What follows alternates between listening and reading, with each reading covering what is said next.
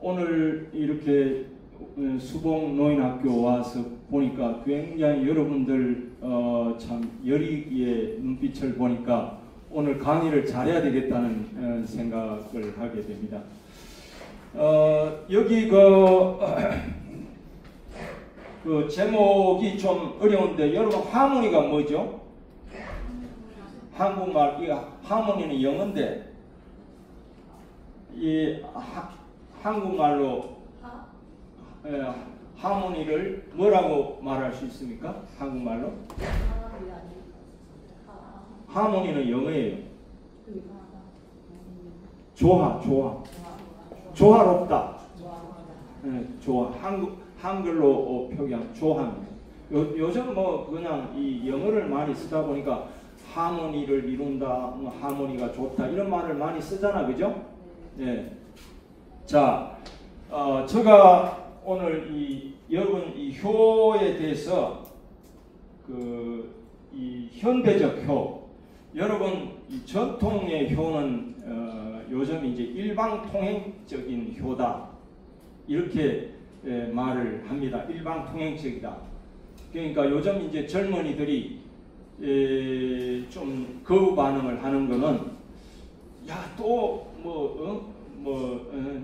효하라, 또 부모한테 효하라 이런 어떤 강요적인 일방통행적으로 듣기 때문에 효라고 하는 일방통행이 아니라 쌍방통행이다. 네. 여러분 차가 이렇게 가면 일방통행이 있잖아요. 네. 일방통행만이 아니라 쌍방통행. 네. 그래서 조화를 이루자. 이런 어떤 개념으로 제가 먼저 말씀을 드리게 되겠습니다. 자, 그런 측면에서 놓고 볼 때 여기 이 효 하는 거, HYO, H는 하모니, 조화. 그 다음에 Y는 영 제너레이션, 젊은이들, 영어로. 그 다음에 O는 old,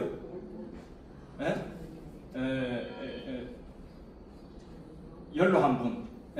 그래서 젊음과 연로한 분과의 하모니다, 조화다. 이렇게 효를 영어로 이렇게 효, 그대로 읽으면 효, 이렇게 표기를 제가 그렇게 한번 해봤습니다. 이제 제목에 대한 설명이 됐습니까? 네. 네, 그럼 넘어가겠습니다. 자,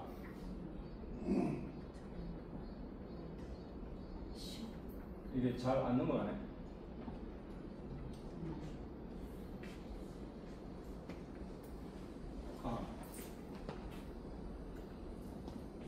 예, 이제 이것도 좀 더위를 먹은가 보다. 잘 넘어가야 되는데.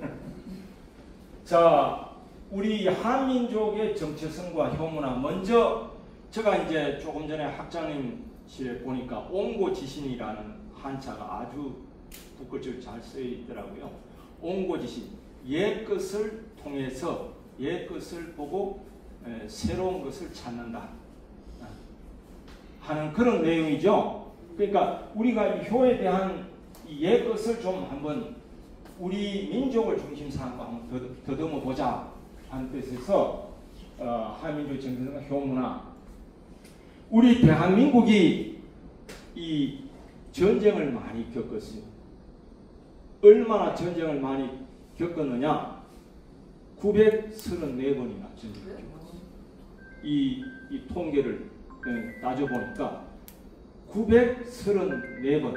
얼마나 전쟁의 역사라고 해도 과언이. 왜 그러냐? 우리 대한민국의 이 위치가 저 대륙 세력과 해양 세력이 맞부딪히는 그런 곳에 위치하고 있습니다. 우리 저기 전화벨이 울리는데 우리 강의 때는 조금 진동으로 해놓거나 아예 기절을 시켜 놓으십시오. 이제 조금 집중이 안 되니까. 자, 우리 이 해양 세력과 대륙 세력이 맞부딪히는 그런 곳에 이렇게 자리하고 있습니다. 그렇기 때문에 이 전쟁을 많이 겪었다. 그래서 대한민국을 뭐라고 하느냐? 여기 한의 민족이다. 한의 민족이다. 이렇게 표현을 합니다. 얼마나 우리 대한민국의 이 한이라고 하는 것은 이 의미 속에 복수심이 없어요. 원한이 없어요. 복수심과 원한을 사랑의 마음, 용서의 마음으로 성화시켰다. 그게 우리 민족의 한입니다. 얼마나 이 멋있는 겁니까? 네. 원수를 사랑으로, 용서로 품는다 그 말이에요. 그게 이제 대한민국의 이 민족성을 띠고 나타났다. 이렇게 볼 수가 있습니다. 자, 우리 대한민국은 참 위대한 민족이에요. 우리 효가 중국의 유교에서 왔다 이렇게 잘못 이야기하는 사람들도 있는데 그렇지 않아요. 효는 우리 독특한 대한민국의 토양에서 아름다운 효가 형성이 되었습니다. 여러분, 자, 아까 한의 정신을 이야기를 했습니다. 우리 대한민국의 아주 위대한 한의 정신. 이러한 내용을 제가 이렇게 열거를 했는데, 우리 대한민국은 이 국조, 이 당군 국조, 건국 이념이 있어요. 그게 뭐라고요? 홍익인간. 야, 이 홍익인간이라고 하는 이 건국 이념은 위대한 이념입니다. 여러분, 이 뜻이 뭐죠? 널리 인간을 이롭게 한다. 널리 모든 이 세상을 이롭게 하는 이 사랑의 원리입니다. 이 대단히 위대한 건국 이념. 이것을 준수하고 한민족 우리 피 속에 이 DNA가 형성이 되었습니다. 그런데 이렇게 보니까 그 DNA 속에 한의 정신, 사랑의 정신, 평화를 애용한 얼마나 침략을 많이 받았던 민족인지 우리가 이제 남을 침략하고 전쟁을 일으켜서 죽이고 이런 것을 하지 말고 평화롭게 살자. 그래서 평화 애호 민족입니다. 그리고 선을 사랑하는, 옛날부터 흰옷을 좋아하고 그렇죠? 그럼 뭐라고 그랬어요? 백의민족. 우리는 백의민족이다. 얼마나 우리 민족이 선량한 민족이냐 그 말이. 그래, 아까 전쟁을 많이 겪었기 때문에 맨날 전쟁하다 볼일 다 봤어요. 우리 말 가운데 난리가 났다는 말 들어봤어요? 아이고, 오늘 시장에 가니까 난리야 난리. 사람이 많아. 그 난리가 그 무슨 뜻입니까? 전쟁이라는, 전쟁이라는 뜻입니다. 얼마나 전쟁이 많이 났으면 일상 대화 가운데 난리야 난리. 그리고 여러분, 우리 인사 안녕하세요 하는 인사 속에 그거 무슨 말인지 알아요? 아침에 만나면 안녕하세요. 간밤에 죽지 않고 살았냐? 무난 인사, 안부 인사. 전쟁을 겪었으니까 그런 죽었느냐 살았느냐 그 무난 인사를 하는 겁니다. 그리고 우리는 또 성격이 급해요. 외국 사람이 한국 와서 제일 먼저 배우는 말이 빨리빨리. 우리가 사탕을 일본에서 8년을 살았는데, 일본 사람은 사탕을 입에 넣으면요 끝까지 빨아요. 빨아서 끝까지 빨아먹어요. 근데 한국 사람은 사탕을 입에 넣으면 확 깨물어버려요. 그러니까 집어 삼켜야 직성이 풀리는 거예요. 그래서 빨리빨리 도망을 가야 살지. 그리고 우리 말 가운데 먹는다는 말을 많이 써요. 먹는다는 말. 얼마나 배가 고팠으면 우리 전쟁 일어나면은 다 수탈을 당하죠. 다 뺏기죠. 다 빼앗기지 뭐. 그러니까 우리는 정말 배고픈 민족이다. 먹을 것이 없어가지고. 우리가 잘 살게 된 것은 그렇게 오래되지 않았어요. 헐벗고. 그런데 우리가 먹을 것이 없어가지고 이거 다 밥으로 보이는 거예요. 제가 시골에 옛날에 톱으로 나무를 썰면 거기에서 부스리가 떨어져. 그걸 뭐라고 하는지 알아요? 톱밥. 눈이 막 펑펑 내리면 저 눈밥 다 먹는 거야. 이 기도 보면 여 깃밥 뭐 다 뭐 밥이야. 어? 먹는 게 그렇게 중요하다. 그래서 우리는 야 뭐 밥 먹는 것도 먹는 거지만은 마음도 먹는다고. 어떻게 마음을 먹어? 너 밥 잘 먹을 생각하지 말고 마음 잘 먹어라. 마음을 어떻게 먹어? 외국 사람들이 들으면은 야, 그 이해가 가지 않아. 역사적인 그 전쟁으로 점철된 우리의 그 역사를 모르면 이해가 안 가는 거야. 욕도 먹었다. 아이고 오늘 욕 실컷 먹었어. 욕을 어떻게 실컷 먹어? 밥뿐만 아니라 뭐 감동도 야 오늘 감동 먹었어. 젊은 사람들 요즘 감동 먹었어 그러잖아요. 골도 축구하다 골도 한 골 먹었어. 다 먹었다는 거예요. 그런 그 내용들이 우리 이 한민족의 이 역사적 배경을 모르면 이해가 안 가는 그런 내용입니다, 여러분. 예. 그리고 제가 여기 왜 갑자기 초코파이를 우리는 정이 많은 민족이에요. 이 정 속에 효라는 그 참 위대한 그 효 사상이 나온 겁니다, 여러분. 정의 민족. 예? 그러니까 우리가 이 정이 많은 우리 이 민족에게 이 뭐죠?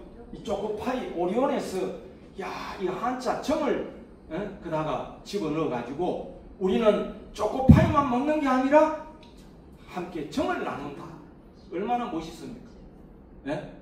그런데 옛날에 이 초코파이, 그래서 이 오리온 이 회사가 이것을 마케팅 전략에 이걸 전략에 넣어가지고 대박을 터뜨렸습니다.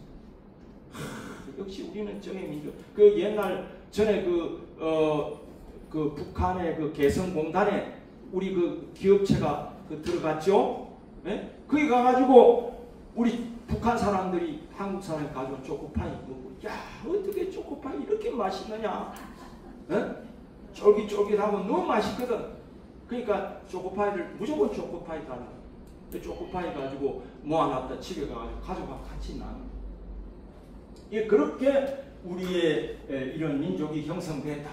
그리고 우리는 3대가 한 지붕 안에 같이 가족주의, 정을 바탕으로 해서 효를 바탕으로 해서 가족이 함께 살아가는 그런 민족이에요. 우리 서구의 영향을 받아가지고 핵가족이 됐지. 노인들은 이렇게 요양원 보내고. 지금 우리 대한민국의 이런 정신이 어떻게 됐어요? 우리는 가족주의의 어떤 이런 전통의 바탕을 둔 민족이다. 여러분 이 드라마 속에 대장금 봤어요? 네. 대장금 속에 그 구구절절의 그 정성, 우리 그 고유의 그 효를 바탕으로 한 이 DNA 속에 그게 이게 세계적인 이 한류의 문화에 제가 중남미에 가니까 스페인어로 밑에 자막이 있는데 이 대장금을 보고 있다. 그 얼마나 감동입니까? 세계 우리 오색 인종이 살고 있지만은 우리의 그 정서, 이 인간의 그 공통적인 그 마음은 다 똑같아요. 그게 감동을 받아. 야, 이런 가족적인 이런 내용에 이 외국 사람들이요, 감동을 받고 자기 자식들도 옆에 앉혀놓고 같이 봐야 된다. 이런 우리 민족의 이 정성, 지성 감천, 이런 민족. 여러분 이건 겨울 연가인데 겨울 연가가 옛날에 제가 일본에 있을 때 히트를 쳤어요. 그 순수한 사랑, 그 인간이 그걸 갈구하지 않습니까? 그러니까 일본 중년 부인들이 이 배용준, 연사마라고 연사마. 사마는 님자 극존칭이야. 연사마가 나리다 공항에 가면은 인산인해를 이루어. 연사가 왔다고. 제가 언젠가 한번 우연히 누구하고 일본 사람하고 이야기하는 가운데 배용준 이랬다. 욕 시커 얻어먹었어. 연사마를 안 한다고. 네? 그러니까 텔레비 이런데 저기 연사마가 나오면 야, 저 드라마 그걸 보면서 자막으로 일본말로 나오는 거 자막을 쳐다보니까 연사마 얼굴을 못 본다고. 그래서 연사마 얼굴을 자막을 일본말로 안 보고 연사마 직접 얼굴을 보면서 한글을 배워야 되겠다. 그래 한글 붐도 일어났어. 제가 일본에서 한글도 가르쳤어요. 이런 내용들을 놓고 볼 때 우리의 이런 정을 토대로 한, 효를 토대로 한, 이런 직업 정성을 토대로 한 이런 DNA가 우리 민족에게 이어져 왔다는 겁니다. 지금 우리가 이런 것이 아직도 살아있나요? 다 이제 사라지고 지금 우리가 지금 이 대한민국이 이 지구상에서 제일 먼저 사라질 나라로 데이비드 콜만이 경고를 했습니다. 지금 애기 낳았나요? 애기 울음 소리가 신기하게 들릴 지경이에요. 우리 집 앞에 에티오피아의 부부가 살고 있는데 근래 애기를 낳았어요. 아침 저녁으로 애기 울음 소리가 얼마나 아름다운 멜로디로 들리는지 몰라요. 지금 애기를 볼 수가 없어요. 이런 지금 이 출산율이 이렇게 급격히 줄어들어가지고 2023년에 0.72%. 여러분, 이 얼마나 심각한 상황이 됐어요. 학교가 다 폐교가 돼요. 집단 자살로 가고 있다. 이 심각한 이러한 상황의 이 대한민국의 이 상황은 여러분 경제적인 문제로 풀려고 하면 안 돼요. 제가 어렸을 때 저는 베이비붐 세대입니다. 어렸을 때 보통 7명, 8명 이렇게 그때 먹을 것이 없어도 아기를 많이 낳았어요. 지금 우리가 경제적인 문제라고 말할 수가 없어요. 가치관의 문제지. 자, 지금 이게 무슨 내용이고 하니까 2021년도 미국 퓨 리서치 센터의 17개 나라, 아주 잘 사는 선진국 17개 나라를 선정해가지고 19,000명 정도의 성인 남녀를 대상으로 조사를 했어요. 삶을 의미 있게 만드는, 우리가 행복하고 삶을 의미 있게 가치 있게 만드는 삶의 우선순위를 조사를 했어요. 그런데 우리 대한민국이 어디로 갔고 이게 이 호주, 뉴질랜드 쭉 나오잖아요. 제1순위가 가족이에요. 그런데 대한민국은 제1순위가 물질적 풍요예요. 돈이면 다 된다. 그런데 가족이 어디에 가 있느냐? 순위가 밀려가지고 건강, 헬스 다음에 가족이야. 이게 한국이 15번째, 이 세계. 가족을 귀하게, 우리가 가족의, 대가족의 아름다운 그런 그 문화가 사라져버렸다. 세계가 감동하는. 왜 이렇게 돼버렸냐?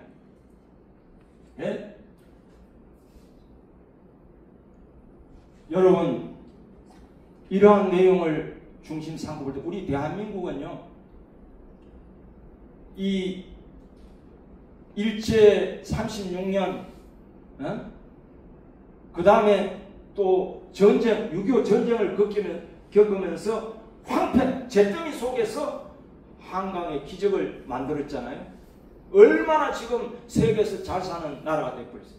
그런데 거기에 따른 대가는 혹독한 대가를 치르고 있어요. 참 물질 문명으로 이 배금주의, 모든 가치를 물질적인 가치에 두고 있다.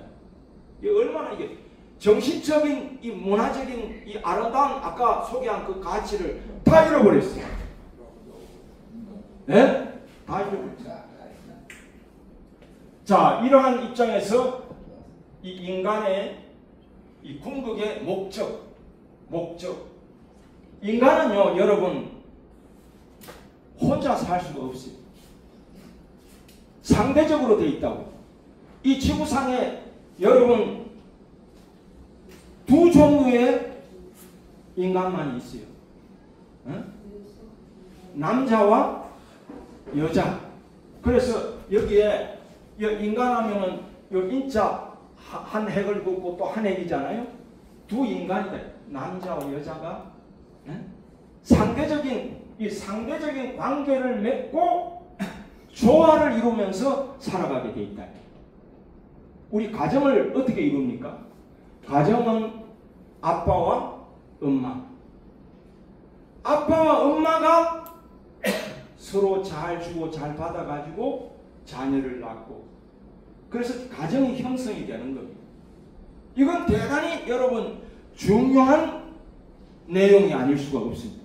오늘 제가 시간이 제한이 되기 때문에 다음에 제가 좀 더 자세히 설명하고 넘어가도록 하겠습니다.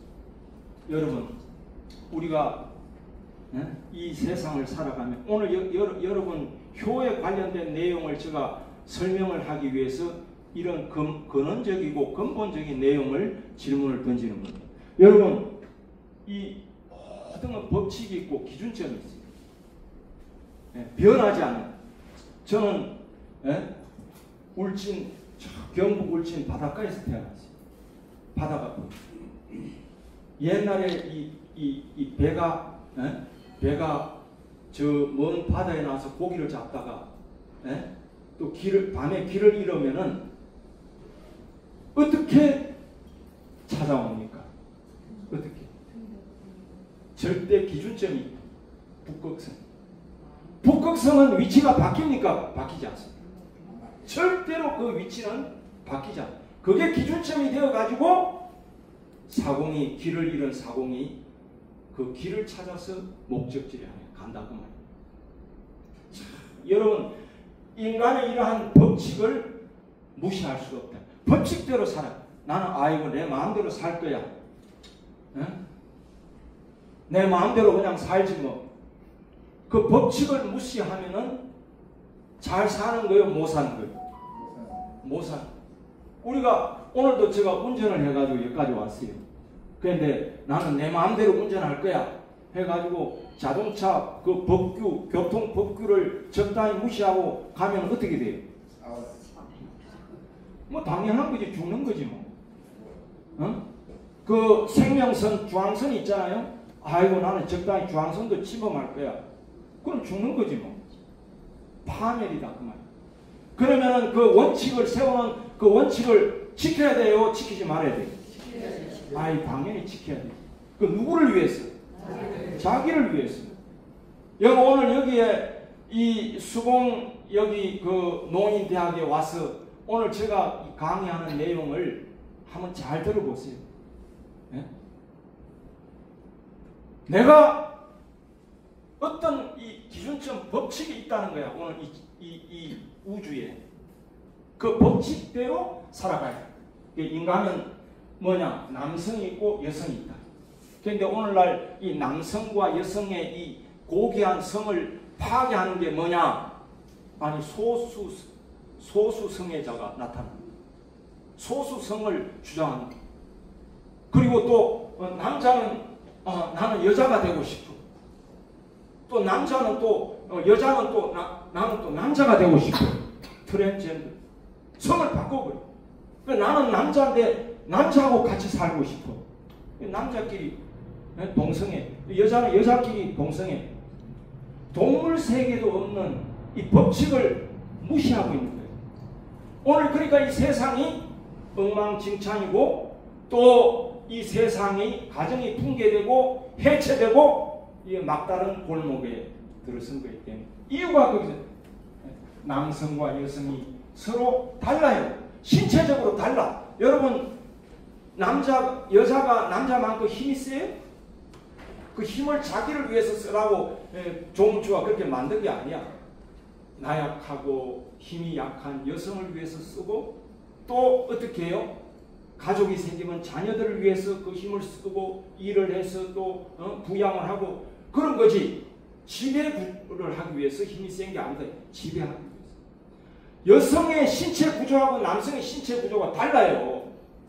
여러분, 다른 것은 축복이다. 상호 보완적 조화를 이루고 하모니를 이루었을 때, 남자와 여자가 하모니를 이루었을 때 평화로운 가정, 행복한 가정을 만들어갈 수 있다. 예? 여러분 맞습니까? 틀립니까? 예. 이 모든 존재는 이런 관계성을 띠고 나타납니다. 여러분 제가 이 수수자면 한자로 이 앞에 숫자는 줄 숫자고 뒤에 숫자는 받을 숫자. 먼저 주는 거야. 법칙이. 여러분 호흡이 먼저 호흡 내보내고 그 다음에 흡 들이키는 거야. 주는 게 그래서 먼저라는 거야. A가 태어날 때 응아 하고 우는 순간 호흡 이래. 그런데 그게 안 되고 하면은 어떻게 돼? 엉덩이를 쳐서라도 호하고 응아 하는 순간 그러니까 흡하고 가는 거예요. 인간 마무리를 짓는 이 지상에. 자, 이러한 내용을 놓고 볼 때 모든 게 주는 게 먼저예요. 우리가 어떻게 이게 법칙입니다. 어떻게 사는 것이 가장 잘 사는 거냐? 먼저 주는 거예요. 그런데 먼저 받으려고 하면은 못 사는 거예요.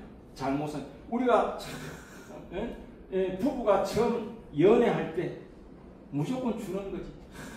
뭐 선물도 주고 꽃도 갖다가 선물하고 계속 주는 거지. 그런데 어느 순간 아이고 주는 것보다 받는 것 그런 개념으로 살게 될 때 이제 트러블이 벌어지고 갈등이 벌어지고 우리 이제 이혼합시다 이렇게 되는 거예요. 우리가 자식을 낳고 난 뒤에 여러분 엄마가 아기를 낳을 때 얼마나 산모의 고통이 있어요 없어요? 산모의 고통을 통해서 아기를 낳았는데 그 아기를 낳아가지고 그냥 내버려둬요? 그냥 방치해놔요?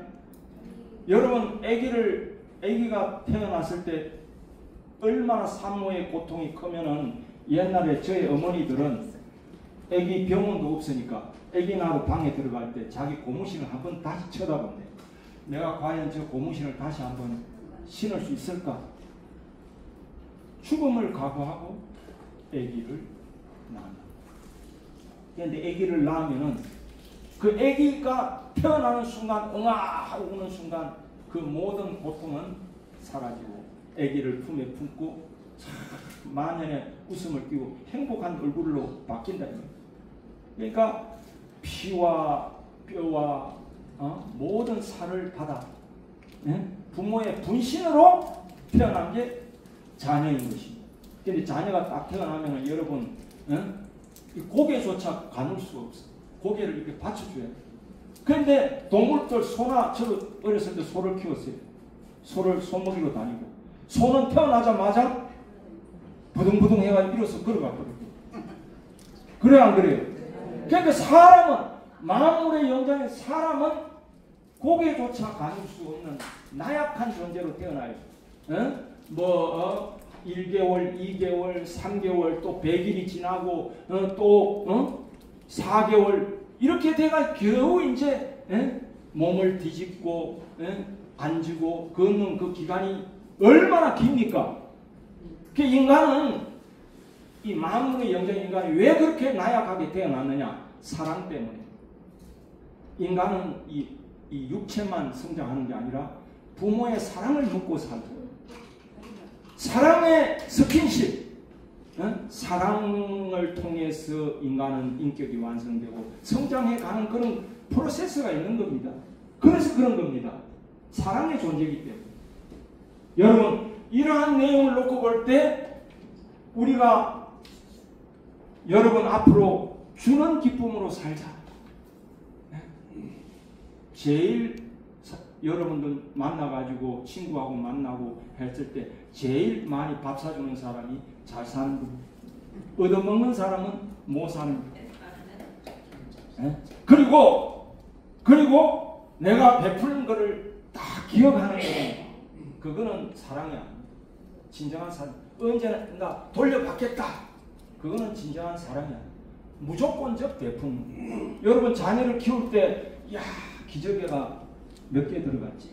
노트에 체크하고 야 우유가 몇 통 들어갔지? 체크하고 다 기억하고 나중에 계산서 딱 뽑아가지고 이제 자녀 컸을 때 청구서를 내밉니까?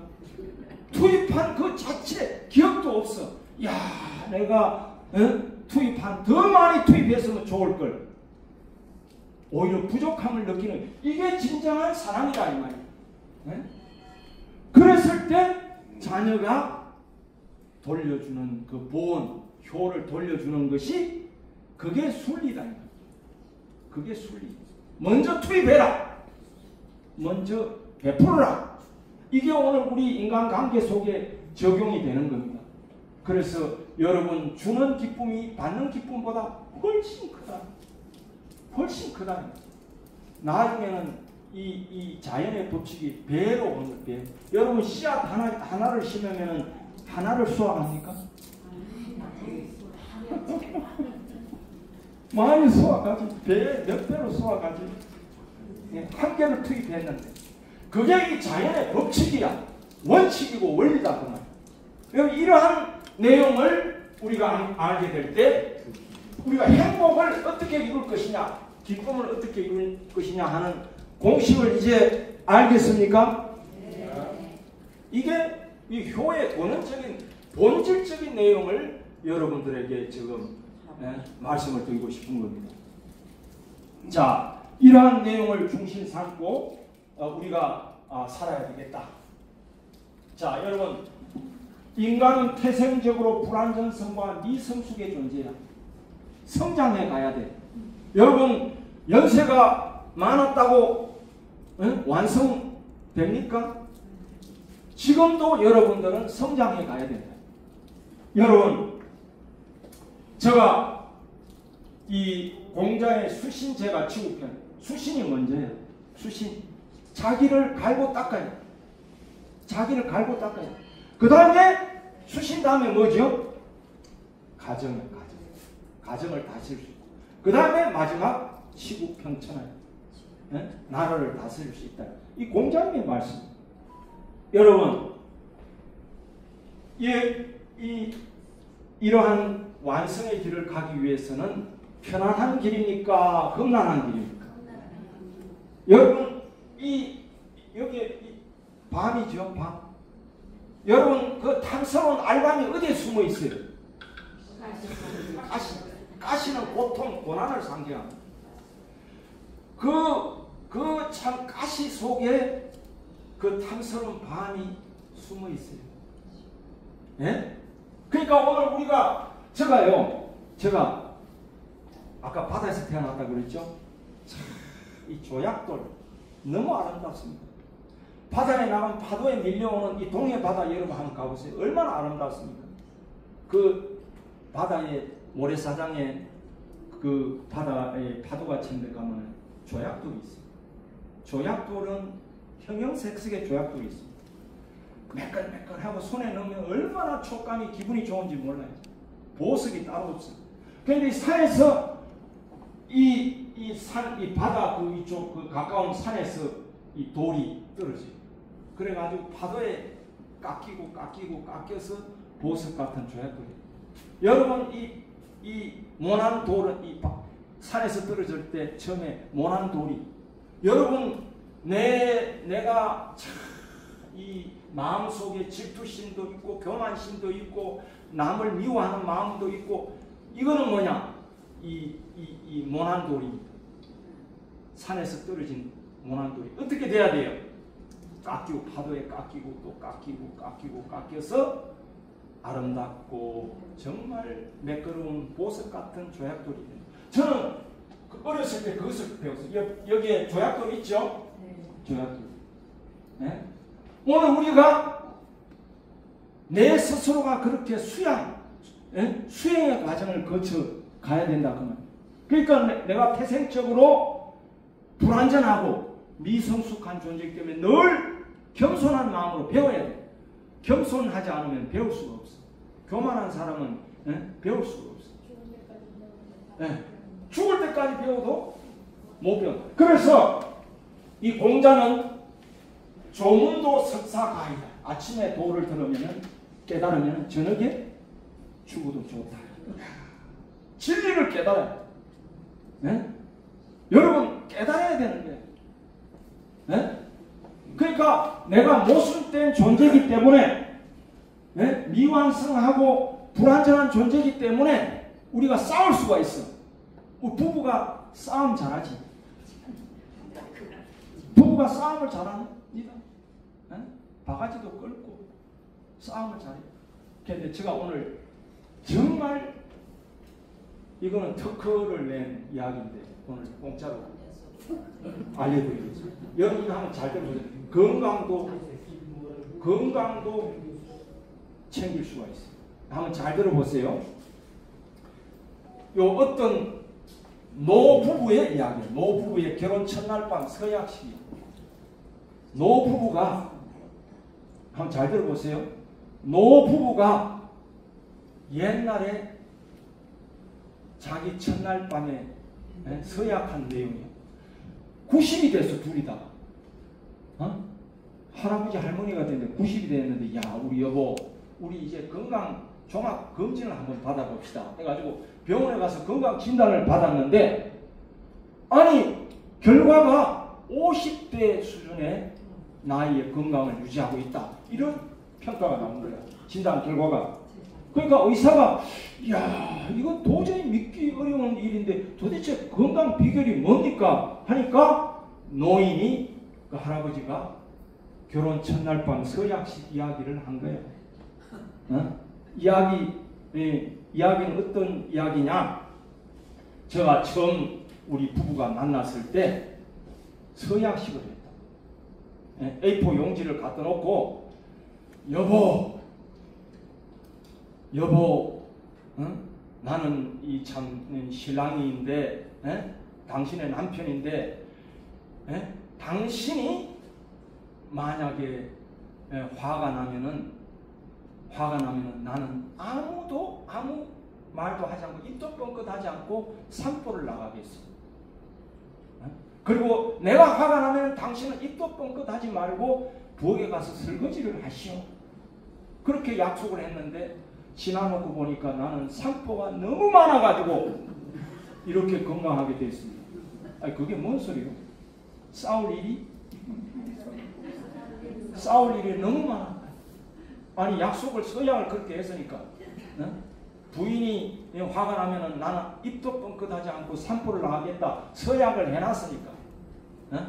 그러니까 부인이 벌써 기분이 안 좋아가지고 눈치가 화날 태서라 그러면 입도 뻥끗하지 않고 밖에 나가 산보를 하는 거야. 공원에 가서 이 산보를 하다 보니까 아니 그 기분이 언짢은 기분이 가라앉고 새소리도 듣고 이 자연을 바라보면서 마음이 차분해지면서 이제 집에 빵긋 웃는 얼굴로 여보 하고 집으로 들어가. 그리고 또 남편이 화가 날 태세면 또 부인은 입도 뻥끗하지 않고 부엌으로 가버리고 설거지를 하는 거예요. 설거지를 하면서 설거지 할 게 없으면 찬장에 다시 설거지 깨끗한 그릇을 꺼내가 또 씻는 거야. 씻다 보면 그 섭섭한 마음이 물에 씻겨 내려가고 그래서 기분 좋은 얼굴로 여보 하고 싸울 일이 없어. 여러분 그렇게 결혼 첫날 밤에 안전장치를 하고 출발해. 왜? 인간이 불안전하고 미성숙한 존재이기 때문에 언제든지 싸울 수 있다는 거예요. 그러니까 안전장치를 한 거예요. 그게 서약식. 만약에 여러분 그 안전장치를 그렇게 안 해놓고 입도 뻥끗 안 하고 나가면은 아니 화가 더 나지. 그래 안 그래요? 입도 뻥끗 안 하고 나가버리면. 그런데 약속을 그렇게 했어요. 그렇게 정말 지혜로운 가정의 출발을 했다. 여러분 일단은 부딪히지 않아. 여러분 자동차 보면은 자동차 안전장치가 있어요 없어요? 자동차 타는데 안전장치 없으면 죽어요. 범퍼도 있고 안전벨트도 차고 사고를 대비해서 그리고 에어백도 설치해. 왜 그렇게 하느냐? 사고를 대비해서. 오늘 우리가 인간이 그러기 때문에 끊임없이 갈고 닦는 그런 삶이 필요하다 그 말입니다. 이걸 잘 여러분 생각을 해봐야 돼요. 여러분, 인간은 고귀한 인격체입니다. 고귀한 인격체이기 때문에 무시당하면은 섭섭하고 화가 나요. 여러분 남편이 여러분 무시하면 기분이 좋아요? 기분이 정말 나빠요. 그러니까 존경해야 돼요. 존중해 줘야 돼요. 존중해 줘요. 그러니까 제가 이 황희정성 이야기 일화를 하나 할게요. 황희정성이 조선시대 세종대왕 때 영의정까지 했어요. 예? 굉장히 대단한 어른이. 그런데 황희정성이 어느 날 정사를 돌보고 집으로 갔는데 마당에 대판 싸움이 벌어졌어요. 막 종들이 싸운다고 난리야. 그러니까 황희정성 부인이 싸움을 말리다 황희정성 남편이 돌아오니까 여보 나는 도저히 안 되니까 당신이 좀 싸움을 좀 말려달라. 그러니까 이제 황희정성이 이제 종의 이야기를 듣는 거야. A라는 종의 이야기를 먼저 한번 들어보자. 막 어떻고 막 이야기를 하는데 이야기를 다 듣고 난 뒤에 황희정성이 자네 말이 일리가 있네. 그 다음 또 B라는 또 종 이야기 한번 해봐라. 막 거품을 물고 막 화가 나가지고 막 이야기하는데 다 듣고 난 뒤에 자네 말도 일리가 있네. 그 다음 마지막 C라는 또 종의 이야기를 또 듣는 거야. 다 듣고 난 뒤에 자네 말도 일리가 있네. 옆에서 듣고 있던 부인이 아니 뭐 다 일리가 있다면 당신 그 제대로 시시비비를 가르쳐야지 뭐 물에 물 탄 듯이 이게 뭐요 도대체 이러니까 자네 말도 일리가 있네. 그러니까 다 그냥 배꼽을 잡고 웃어버리네. 이게 싸움이 해결됐어요 안 됐어요? 아니 뭐 해결됐지. 아니 일리가 있다는데 아니 다 일리가 있어서 뭔가 일이 벌어져요. 일리가 없는 거 없어요. 그래서 인정을 해줘야 돼요. 그걸 포용을 해줘요. 여러분 황희정성의 이 대단한 이 포용력, 경청의 마음, 이야 이 영의정이면은 얼마나 대단한 벼슬입니까? 그런데 종의 이야기를 들어줬어요. 그냥 듣는 게 아니라 경청, 몸을 기울여서 들어줬다. 여러분 상대방의 말을 귀담아 들을 줄 알아요. 그리고 품어줬다는 황희정성이 이놈 이 녀석들 싸워서 그래 되겠냐 하고 호통을 쳤으면 아마 더 살벌한 분위기가 됐을 거예요. 그런데 포용하고 경청을 해줬다는 사실. 오늘 여기에 우리가 놀라운 교훈을 얻습니다. 부부가 아니더라도 누가 이야기를 하더라도 그걸 무시하면 안 돼요. 일리가 있네. 일리가 있습니다. 일단은 긍정을 해주라고 말입니다. 그럼 기분이 좋아요 안 좋아요? 그런데 당신 하는 게 다 그런 거지 내가 그럴 줄 알았어. 조그만 실수를 보면 그렇게 하면 이 마음 속에 못을 받고 섭섭한 마음이 견딜 수가 없고 그래서 싸움이 벌어지잖아요. 오늘 제가 이 예화를 하나 들었는데 여러분 그렇게 살아야 되지 않겠습니까? 네. 그게 바로 쌍방통행적 조화의 현대적 효다 그 말입니다. 효를 저는 거창한 게 아니라 오늘 우리 삶 속에서 적용을 해야 되지 않겠느냐. 그래서 제가 그 예화를 한번 들어봤습니다. 더군다나 지금 현대는 여러분 회사의 CEO는 지금 이렇게 거들먹거리고 무슨 대접받고 무슨 권위를 세우고 그런 시대는 지나갔습니다. 오히려 지금은 탈권위주의 시대예요. 탈권위주의가 안 통하는 시대예요. 그러니까 회사 CEO가 커피잔을 들고 사원 앞으로 다가가는 그런 시대예요. 탈권위주의 시대가 지금 21세기의 이 시대다. 그러니까 겸손하고 감사하고. 그게 미덕인 시대예요. 지금 시대는. 그래서 인간관계가 성립되는 겁니다. 오늘 이 인간관계라고 하는 것은 대단히 중요한 거예요. 인간관계를 통해서 인간의 행복과 불행, 승패가 좌우됩니다. 중요해요? 중요하지 않아요? 중요한 겁니다. 그러니까 인간관계가 잘 안 되니까 뭐 개나 키우고 고양이나 키우고 그냥 사람을 피하고. 사람과의 관계가 얼마나 행복한지 알아요? 여러분 정말로 본연의 인간의 그 정을 중심상으로 추구받는 가치 있으면 깨가 쏟아진다고 합니다. 보고 싶고 그립고 그런 관계를 형성할 때 오늘 우리 이 가정은 뭐예요? 건강한 가정이 되는 겁니다. 오늘 그러한 가정을 만들어 가야 되는 겁니다. 여러분 오늘 이 인간의 이 교육에 대해서 제가 이 교육학 전공을 했는데 이 줄탁동시라는 말, 줄탁동시 그리고 번데기가 나비가 되는 과정도 있어요. 스스로가 개척해 가야 돼요. 인간 스스로에 부여된 책임을 수행해야 돼요. 남한테 맡길 수가 없어요. 자기의 길은 자기가 개척해 가야 돼요. 번데기가 나비가 되기 전에 번데기가 기간이 있어요. 번데기 기간. 예? 번데기 기간이 끝나면요, 번데기에서 이제 번데기를 벗고 나비가 되려고 나와요. 그런데 그때는 이 나비의 날개가 번데기에 붙어 있어요. 붙어 있다. 그러니까 누가 야 이게 참 가였구나, 보기가 안쓰럽구나. 그러니까 가위를 가지고 붙어 있는 날개를 잘라줬어요. 그런데 버둥버둥하다 날지 못하고 죽었어요. 여러분 번데기의 날개가 붙어있는 기간은 이 날개짓을 하면서 이 근육을 형성하면서 나비가 되어서 나를 수 있는 골든타임, 중요한 골든타임. 그런데 안쓰럽다고 그걸 잘라줬어요. 오늘 여기에 놀라운 비결이 있어요. 스스로가 홀로 걷기를 해야 돼요. 홀로 걷기. 오늘 우리가 자녀들을 다 불구로 만들 수가 있어요. 예? 스스로 가야 돼요. 스스로 개척해서 스스로 홀로 걷게 할 수 있도록 부모가 도와줘야 돼요. 예?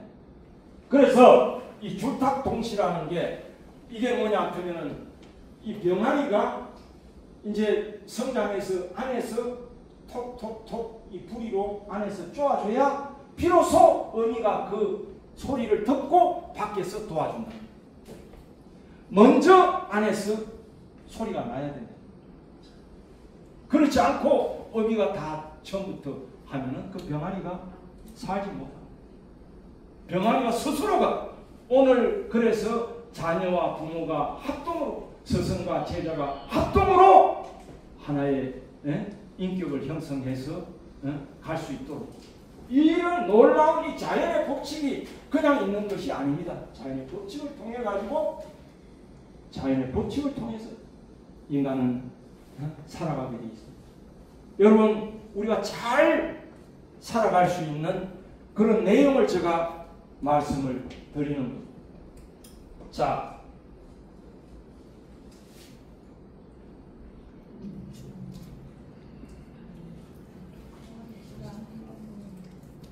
이게 제가 아까 태어난 울진 바다. 이 바다에 여기는 바다고 여기는 강이 얼마나 아름다운지 몰라요. 그런데 여기 바다하고 강이 만나는 요 지점이 있습니다. 그런데 가을이 되면은 연어가 산란기가 되는 자기가 태어난 곳을 정확하게 이 좁은 곳을 찾아가지고 올라옵니다. 야, 연어 놀랍습니다. 자기가 태어난 곳을 정확하게 찾습니다. 1mm 오차도 없이 찾아갑니다. 그런데 연어가 태어나면은 연어가 알을 낳습니다. 연어가 알을 낳아요. 알을 낳아가지고 알에서 깨어나온 새끼가 어떻게 되느냐. 어미가 알을 낳고 죽어요. 그러면 그 새끼들은 어미의 살을 다 뜯어먹고 자라요. 철저한 이 사랑에 눈물겨운 이 감동의 사랑이. 그러면 다시 그 새끼는 어미의 살을 뜯어먹고 어미는 모든 걸 자식을 위해서, 새끼를 위해서 다 희생적으로 바칩니다. 그런 새끼가 나중에 또 태평양을 긴 여정의 여행을 끝내고 산란기가 되면 자기가 태어났던 정확한 지점으로 올라옵니다. 오늘 이 얼마나 위대한 이 자연의 법칙입니까? 제가 이것을 보면서 살았어요. 이것을 보면서 살았어요. 자연이 주는 교훈은, 여러분, 이것이 가장 아름다운 거예요. 여러분, 아름답다는 말을 우리가 어떤 게 아름답다고 그래요? 자연스러운, 인위적인 것이 없이 자연스러운 것을 아름답다고 그러죠. 그죠? 그러면 이 아름다운 것은, 자연스러운 것은 자연 속에서 배웁니다. 자연적, 인위적인 게 없어. 자연이 얼마나 아름다워. 그래서 인간은 자연을 찾는 이유가 거기 있어요. 예? 제가 이 바다에서 태어났는데 이 모래 벌판이 얼마나 아름다운지 몰라. 예? 이 모래 벌판에 어렸을 때 채반을 깔고 하늘에 별을 세면서 파도의 소리를, 파도 해풍이 불면 모기가 없어. 에어컨 필요 없어. 하늘에 별을 세면서 잠을 자고 아침에 파도 소리에 의해서 깨어나. 그때는 좋은 줄 모르는데 지금 생각하니까 환상적인 파라다이스. 야, 그런 어린 시절을 보냈구나. 그런데 우리 모친은 이 바다에 가서 미역을 건져. 어떻게 건지느냐? 이 갈고리가 돼서, 나무로 된 갈고리. 이게 대나무 긴 이 장대를 끝에 해가지고 파도에서 붙어있던 미역이 떨어진 게 파도에 밀려온 거예요.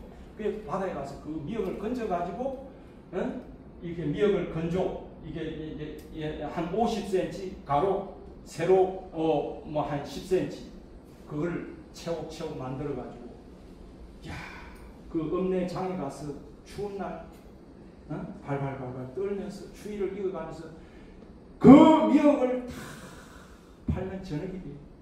그런데 그 옛날에 그 흔한 콧불빵 하나도 사 드시지 않으시고 7남매를 키우기 위해서 그 파는 돈을 움켜잡고 그 먼 시골길을 다시 오시면서 저희들을 키웠어요. 가꿀 때라고, 그 가꿀 때. 겨울에 또 바다가 얼마나 차갑습니까? 또 그 시장에 바람이 부는 추위에 그 자식을 키우겠다는 일념으로 부모들이 그렇게 희생을 하면서 자식을 키웠어요. 그런데 제가 다 커서 이제 부모한테 효도를 좀 할까 하고 보니까 부모는 기다리지 않는 거예요. 부모는 기다리지 않아요. 오늘 이 아름다운 이 바다 속에 이 바다가 주는 교훈은 정말 큽니다. 자, 여러분, 여기 우리나라 꼭 지도 같아요. 우리나라 지도. 여기 그 간동 팔경의 하나인 망향정에서 내려다본 이 풍경입니다. 이 사진 한 장을 가지고도 오늘 하루 종일 강의를 할 수 있는데 시간이 없습니다. 네. 자, 오늘 이 조화로운 인간관계를 상대방에게 일리가 있다, 맞다, 맞장구를 쳐줘야 돼요. 네? 여기에 이 사람이 볼 때는 9야, 이 사람이 볼 때는 6이야. 같은 숫자인데도 상대방의 입장에서 봤을 때 맞는 거야. 틀린 게 아니에요. 자기 입장에서 보면 이건 6이고 이쪽 입장에서 보면 9가 되는 거지. 그래서 제가 조화를 이루는 인간관계를 상대방의 입장에서 한번 생각해보고 일리가 있다, 긍정을 하고 포용을 하자. 자, 여러분, 영국의 사학가 아놀드 토인비는 장차 인류의 미래에 문명의 위기가 온다, 이렇게 경고 아닌 경고를 했습니다. 이 사람은 유명한 역사가입니다. 이 세계 역사를 다 설력을 했어요. 그래서 도전과 응전이라는 역사의 교훈을 이야기했어요. 그런데 이 사람이 장차 인류 문명의 위기가 닥친다.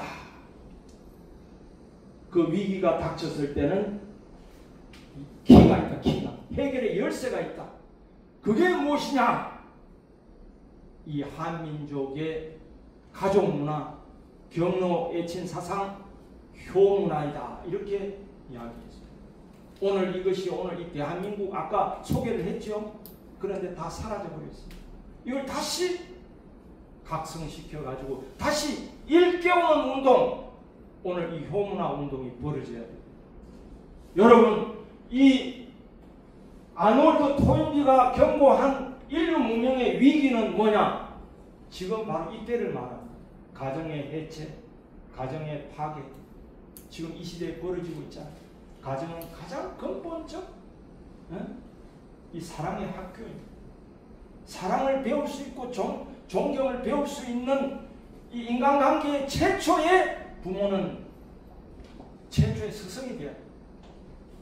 자, 오늘 인류 문명의 이 위기의 이 시대에 이 기자를 거꾸로, 이 기자는 기회 기자. 위기는 항상 역사적으로 기회를 동반한다. 오늘 이 세상이 굉장히 혼란스럽습니다. 이 대한민국이 지금 두 쪽 나버렸잖아요. 강화문에 가봐요. 완전히 두 쪽으로 갈라졌어요.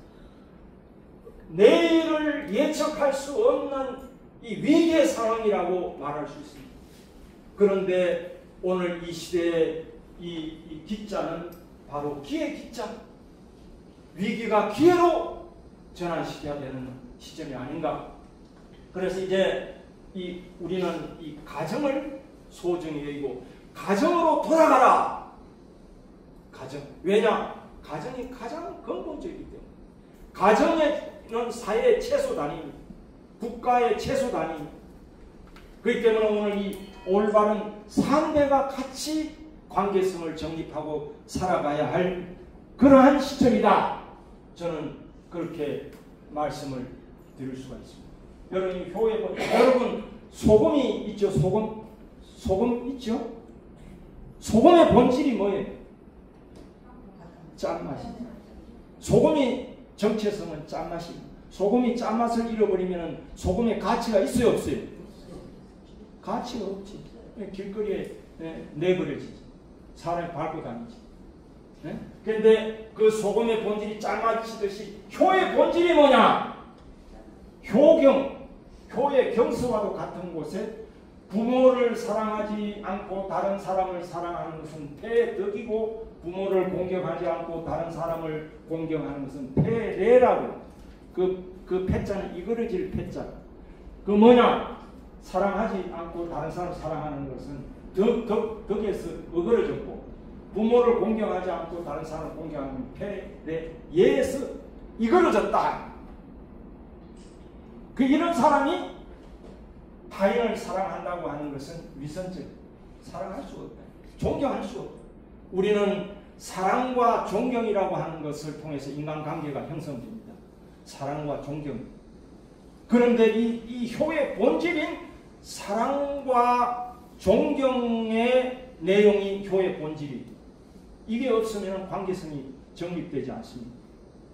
그런데 그 어디서 온다고요? 부모를 사랑하는 가정 안에서 이루어진다고 말합니다. 가정 안에서. 가정 안에서 사랑과 공경의 마음을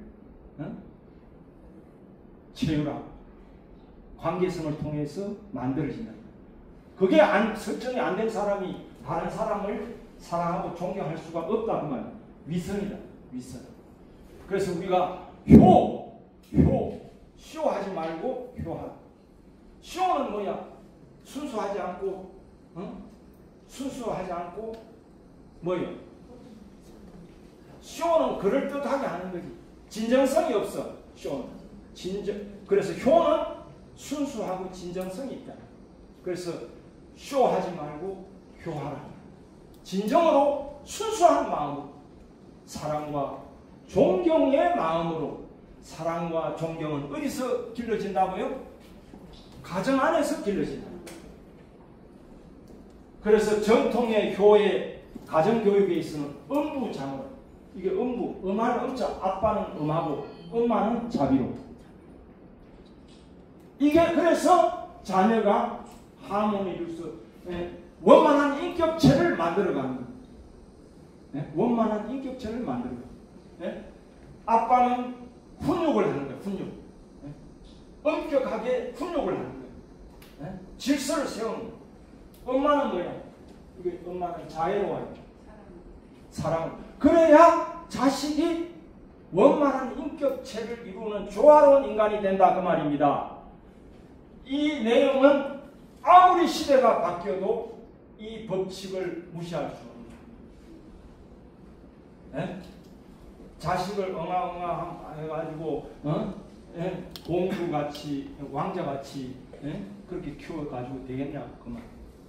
이렇게 밸런스를 가지고 키워가야 된다 그런 내용입니다. 자, 그래서 우주의 근본은 뭐냐? 부모와 자녀와의 관계다. 이거는 나무가 성장하는데 뿌리와 같은 거예요. 그래서 백행의 근본이다. 효는 백행의 근본이다. 모든 지식의 근본이 됩니다. 그래서 오늘 우리 이 삶의 풍경, 인간은 이렇게 성장해 가는 겁니다. 우리가 모태 속에는 뭐예요? 수중생활이에요. 여러분 양수 속에 아기가 배꼽 하나에 의지하면서 모든 호흡과 영양분을 섭취하는 몇 개월간? 약 10개월. 수중생활. 수중생활을 위해서 사람이 존재합니까? 여러분 배꼽 없는 사람 혹시 여기 있어요?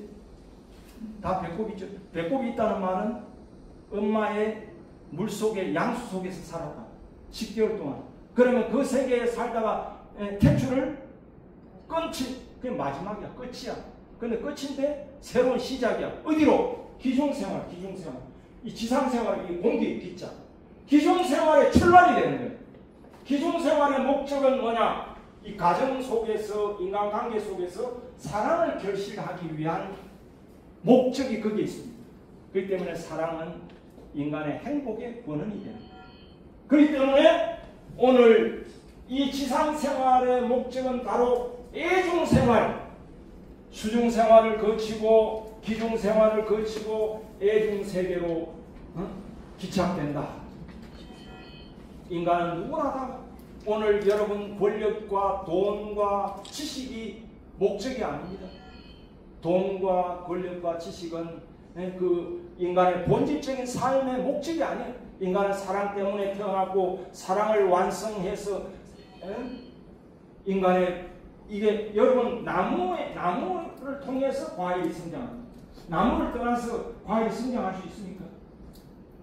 나무를 떠나서 과일이 성장할 수가 없습니다.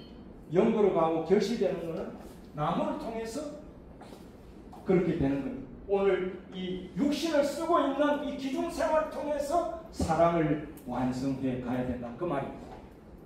여러분 이 내용이 맞습니까? 틀립니까? 맞습니다.